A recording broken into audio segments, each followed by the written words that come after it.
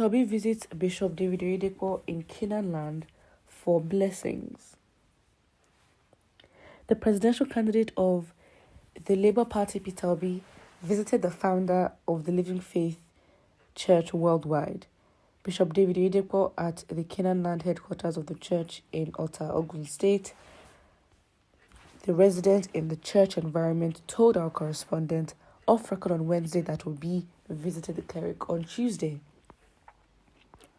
Also, a Facebook page of one of the church pastor, Leke B. Croft, in Canaan land, floated the duo's picture on Wednesday. Our correspondent could not independently verify the motive of the visit, but the church just reported that the visit was for priestly and birthday blessings, but it may not also be unconnected to Obi's political aspirations ahead of the 2023 presidential election. Recall that Oyedepo has been a strong critic of the ruling APC President Muhammadu Buhari, and he has described the current as being corrupt and wicked. Okay.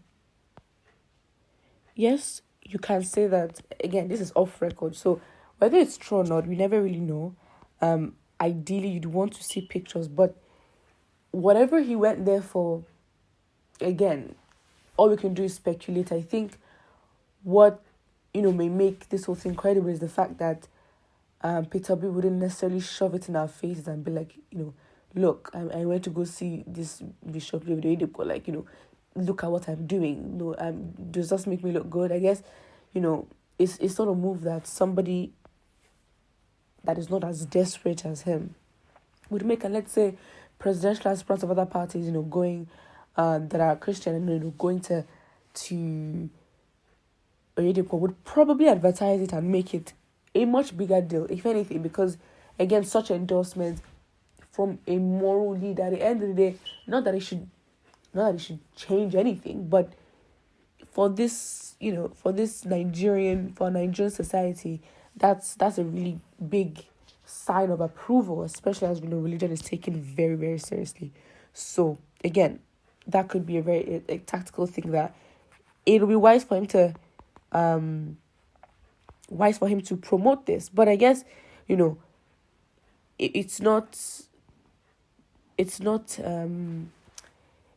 something his team has heavily promoted, which makes it a bit more humble and makes it a bit more private, So again, I guess that would give the trust that, whatever he went for, he's gone for it and doesn't change anything. Simple.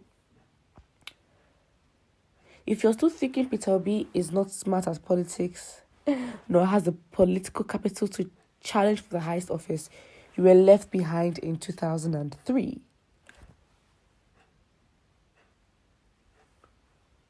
PATA RMK may have 3 decades of experience, but Peter Obi is amassing far much more political capital or clout with less resources, time, money, and power. And I think this is the most accurate comment I've seen recently when it comes to this political, activity, because, talk about efficiency. I am sure Labour Party has not even spent, obviously they're an upcoming party, but in terms of just growth for this year's, election and who the candidates are, the time, the money, and the power. Who does that? Again, I feel like and I think this is what makes him the best candidate, because I know we always talk about competence, and there are other competent people. I think with Peter Obi, what he's really good at is understanding that he may not have the best of ideas. He may have the organizational skills. He probably knows what the specific economic problems of the country are and how to fix it.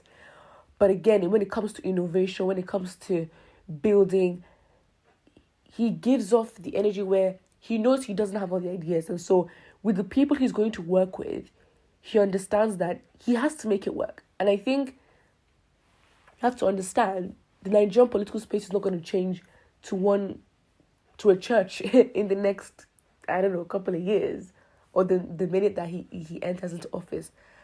And again, it's the fact it's the fact that he's been in a space with, you'd say, his opposition, and for the fact that even being amongst those people, he was still able to take Anambra to where it is today, is a very good sign. Very, very up, because again, other people have their ideas, but again, it's a thing, when he mentioned that he doesn't want to go into the space and say, oh, this is what I saw. He wants to see what he's going into, get in there and do the job. I mean, he is the best candidate out of everybody, to be honest. And again, someone can come, have the CV, but frankly speaking, you just haven't been in the space. In fact, he's been in the political space. He knows these people. These people know him. So it's a thing where, what could happen? For the ruling party, I think the people will support till the end, and then the relevance of the other ones that were in the same space, would be the same. I mean, would probably reduce. But I think it also goes back to the news yesterday that Lawan, Akpabio, and Ben Ayade, most of them, they're probably are guilty or have committed an electoral offence by contesting for more than one role. I mean, they bought more forms apparently, and so they're probably in they acted contrary to the Electoral Act 2022. And I was thinking, it's if they had just followed what Peter Obi did was very strategic. I mean, 3 days before primaries, how could he have seen it coming? He went to a whole new party and then crazy. But with Ben Ayade and Akpabio, again, I don't think they're not on Tinubu's level of, or some people's level of corruption, or Lai Mohammed, for example. But again, it's the greed of also staying in that same party. Right? If you want something else, go to another party.